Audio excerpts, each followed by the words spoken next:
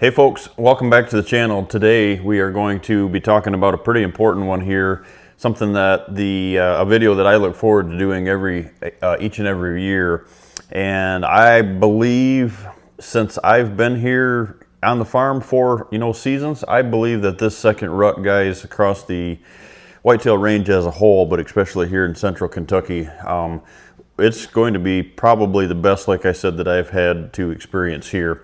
A lot of the same talk around the country, looking at the weather, looking ahead here on what we have to offer coming into the dates that just happen to correspond with what that second rut really offers and what should have the potential that it should have, the power that it should have. So let's dive into this one, guys. The second rut, we're going to talk about some strategy and some thought that I think a lot of folks don't really look into, right? They don't dig deep enough into the science, the research behind what really is that rut title, right? What really is the time and what causes the rut and the effects of the rut and how to hunt the rut, stuff like that. But not only that, guys, on a hunting strategy side of it, I think there's so much more to learn about the doe itself, right? The does themselves, about how they react, how their system works, and what that does to our hunting potential, and what that does to the strategy that it ties to their heat cycles, right? So let's dive into this one, guys. The peak of the rut. As you all know, across the country, there's many different pieces of the peak of what we would label the peak of the rut. So here in central Kentucky, guys, for the last 4 years, I've been within a day or two. Deer activity, sightings, trail camera information, all of that together, I would say that we peak here in central Kentucky about the 11th or 12th, something like that, right? Now, if you get good weather a day or two ahead of that or behind it, you're probably going to see a spike in movement. But on average, it's been pretty consistent on November 15th or November 11th. I'm sorry. Some parts of the country are a month behind that. The further you go south, some of that peak rut could be around the Thanksgiving time. There's other parts of the country, Texas, for example, the peak of the rut is the middle of December. So, however this fits to you, I'm just sharing these dates with you here so you can get a good grasp on how to put this into your own area in your own peak of the rut. So what we deem the peak of the rut here, guys, right, is November 11th. When you start looking at the dates and how that corresponds with the does and what's going on with their heat cycles, what you'll find, guys, it's all about the 28-day heat cycle. I think a lot of folks understand that a doe comes into heat, every 30 days. But I don't think a lot of folks realize that a doe comes into heat every 30 days, 12 months a year, if she's not bred. So that's something to really, really focus on. Now, is the heat cycle as strong in the summer months or before what we deem the peak of the rut? No. So a lot of folks won't tell you this, right? But here's my research and what I found over the years, having the breeding facility and really diving deep into this. And I really want to it's been one of the projects that I wanted to get. wanting to get one of my friends that's in the deer world to get his, because he's way more of obviously a professional on this than I am. I mean, I just dabbled in that and learned as much as I could. And then over the years, continued to build my research on the information I was gathering. But they deal with that every day, right? That's their world. So every 28 days, what advances that heat cycle, or what puts that heat cycle, let's say, into a higher detective, or a higher way that the bucks can detect it, right? What enhances that? It's much like livestock, right, guys? So going back to my days of raising show hogs, very similar. If you want to enhance that heat, lower daylight, so lower light, less light, triggers that photocell, and what happens is it bumps that heat. It causes stress. When you cause more stress, you bump the heat cycles, it's strong. It's a stronger heat cycle. So what happens is easier for deer to detect. So why do we deem, first and foremost, why do we deem the rut? Let's just use Central Kentucky as the Midwest first week of Kentucky, or the first week of November. Central Kentucky here, November 11th. Why is that deemed the peak of the rut? Because it's the time that the majority of your does are going to come into heat because of the lower light conditions. In other words, more cloudy days, not more sunny days. The light is less hours per day, makes that heat more powerful, right? It doesn't mean that all the does just come into heat at that time. They're still going to cycle every 28 days, and they have cycled every 28 days up until that point. So don't let anybody tell you any different than that. What makes the heat stronger is less light. What makes that what makes the rut so what we deem the peak is because we are hunting in that 28-day window. There's two or three of those usually 28-day windows inside of a 90-day hunting season. That's why you're seeing more chasing and more does get bred during the peak of the rut. But that's what we get to experience because it's during the hunting season.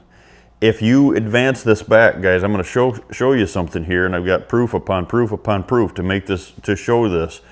What happens is, if we were able to hunt in July, August, September, what you can detect rutting activity or rutting mentality, even if it's the does going to the scrape and using scrapes and starting to open up scrapes. We've all seen it, right? Go in the woods, middle of the summer, doing prep, and here's the scrape opened up. What in the world are they doing? Sometimes it's the does doing it, right? It's a breeding mentality, right? So is it the bucks doing it? Is it the does? Probably not going to see a lot of chasing. You might see some chasing, because if a buck just happens to be hanging out or tripping through, and he gets a scent or detection of more of that hormone, then he's probably going to do some chasing. Now, is it strong enough? Is it last long enough that they're actually going to get bred in the summer? Very, very, very few, if any, right? Now, you advance that. So you start creeping up. You make it cooler temperatures. You get the bucks thinking, you put them into the fall mode, right? They shed their velvet. They're more aggressive. All of a sudden, that November, let's just say, heat cycle, that peak of the rut, the heat hits there, and now you've got the majority of the does running all over the place because the majority of them are in heat and the bucks are in their prime, ready to chase. That, and it's during the hunting season. That's why you see those 3 28-day time periods during the rut, and what we during the fall that we deem the rut, right? So what we're experiencing right now, what we're going into, is the second phase of this. But like I said, it's happened every 28 days. So what you need to do, what I do, guys, I do this time of the year, I start backdating this to get real familiar with the does and the activity on my farm. This could be a little bit different on the farm next to you. It could be totally different 25 minutes from you. What I highly recommend, though, guys, is look at your peak and reverse that date, 28 days. And I guarantee you, you'll be very shocked on what you see, the information that them trail cameras or your sightings, if you were in the woods hunting, would tell you. And that's going to tell you higher movement. Maybe it was a little, influenced by weather. Maybe it wasn't, but more movement during that time. Advance it again, 28 days, you're right to where we deem the rut. The majority of the does are in heat. Now what we need to do is we need to advance it another 28 days. That's why I feel this year, I've always said this, guys, when I moved down here, it was like that second muzzleloader season here in the state of Kentucky can be very good because it falls within a day or two of what should be the second rut. Now, horrible weather comes in, a bunch of rain down here sometimes we can get, which we're projected to get, forecasted to get. Maybe some snow, had snow yesterday morning. had a little bit more last night. High winds, it could affect that one way or the other, a day or two. But advance at 28 days, bam, you are in December 8th, 9th here in central Kentucky. That's why, guys, I highly recommend getting that thought process in, because it answers a lot of questions. Why have you seed chasing? Why are the deer moving on this? Just take November 11th here on the farm. I can advance that 200 days from the time of conception. That's that gestation period, right? Then after they fawn, so that's going to get you into May. Once you get there, they start dropping those fawns. They go on about a 6-week shutdown. Their system goes about 6 weeks is what I find. Recover, lactation, get the fawns, recovering, get the fawns nursing, and all of a sudden they go back into heat. 28 days. You'd be shocked on how close that is, right back to where their system was triggered from the previous year. It might be, if let's say she got bred this year on the 12th, and next year it might be the 9th. And then it goes right back to the 11th or 12th. It doesn't vary much. That's why you hear everybody say that the rut doesn't change, because those heat cycles and the breeding and the gestation into that keeps them does very consistent, if you will. So something to think about, guys. Something I started studying years ago, and it gives you a lot of information. So the AM hunts, right? Bedding. Right now, between the end, like here in Kentucky, between the end of our gun season, 7 to 10 days, let's say that. From the end of our gun season, I would refer back to PM hunts. Go back to bow hunting, right? I would say PM hunts only, because a lot of those deer guys are going back into these early season, routines, let's say, right? A lot of bed to food movement, not a lot of cruising before that second rut comes in. So, and these deer have been so pressured, right, that you want to take the heat off from them, and you want to get back into that less invasive approach. So, focus on food sources, go back to PM hunting. Now, when we're creeping up on the second rut, all of a sudden, I'm going back into kind of a rut hunt mentality, where I'm pushing it a little further. I'm starting to hunt some of those AM hunts again. Downwind side of bedding, going back to catching bucks cruising, right? You're not going to have near as many of them. It's not going to be as intense, but that's the mentality that you need to hunt. It's a short window, right? Very short window. But you'll, trust your cameras if you're running cameras, trust your, sightings, trust your intel that you had from last year, that historical data and information. But here's the key right here, guys. If it's too risky, if you just think you can't get in there because you're hunting a deer that's been bumped, maybe he's been shot at, maybe he's been shot, and you got him settled in and you just are really, really leery, back out and just hunt him on a PM, and he will get himself in trouble going to that food and or chasing a little bit in the meantime. So going to those social hub areas, very social event this time of the year. It's all revolved around food, right? They get out there in that social hub and then big food sources, food plot, shot plot, food plot, then destination.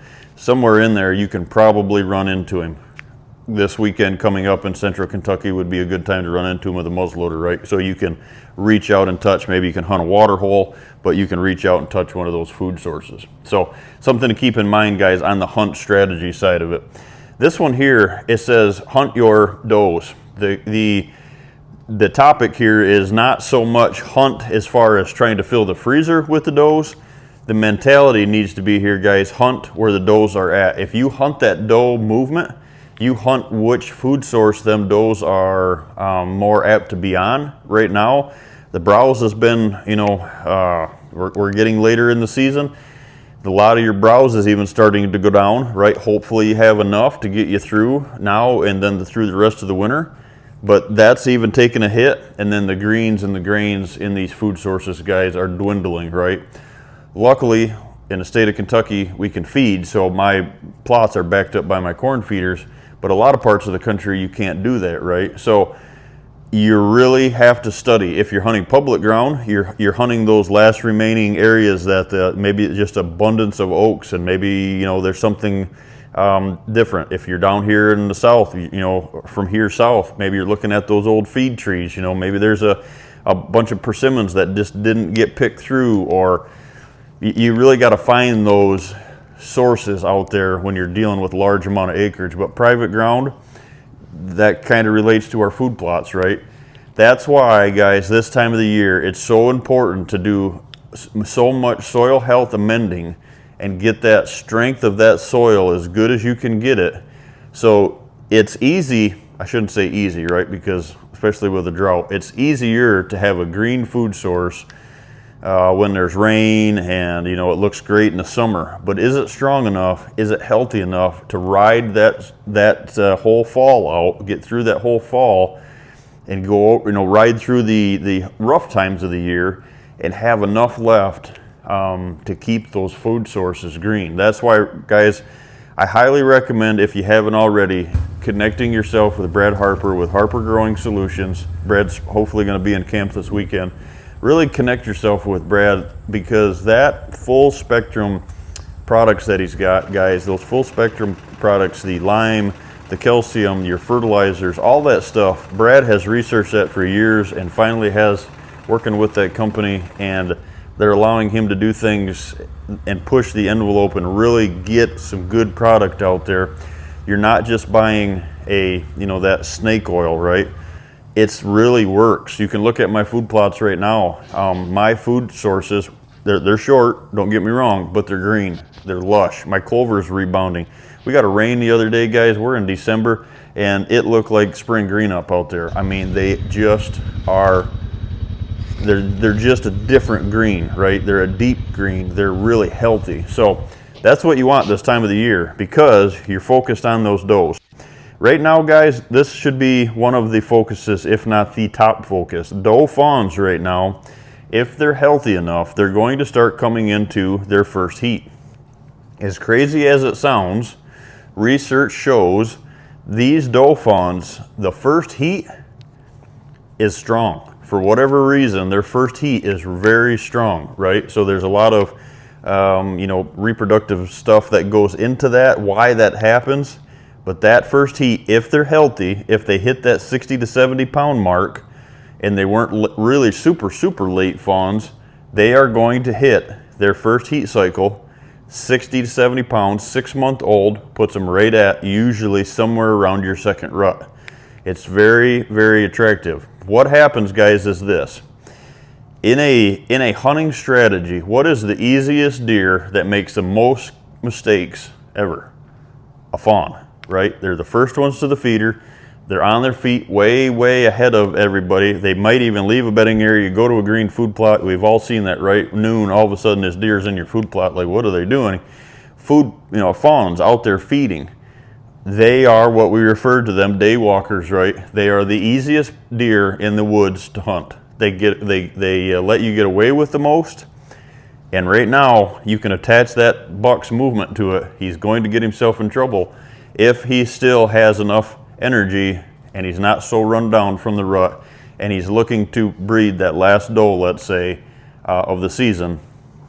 There are a bunch of giant deer that fall because of that strategy and because of this happenings right here. So take all these and tie them together, guys. This one right here is something that I've really geeked out on the last several years, over 20 years. It can get you so close and get you so in tune with your not, you know, your property in general, but maybe your community as a whole.